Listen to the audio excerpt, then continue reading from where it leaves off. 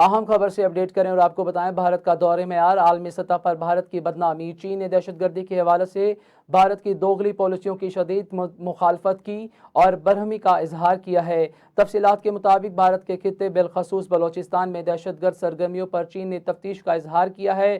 27 دسمبر کو دوران press conference چینی وزارت خارجہ کی ترجمان ماؤ ننگ نے بلوچستان میں بھارتی دہشت گردانہ سرگرمیوں پر اظہار کرتے ہوئے کہا کہ دہشت گردی انسانیت کی مشترکہ دشمن ہے اور چین دہشت گردی کے خلاف دوہرے معیار کی سختی سے مخالفت کرتا ہے۔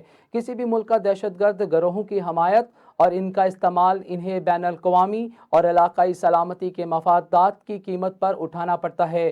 انہوں نے کہا کہ دہشت گرد گروہوں کی سرپرستی پر شدید جوابی کارروائی کی جائے گی۔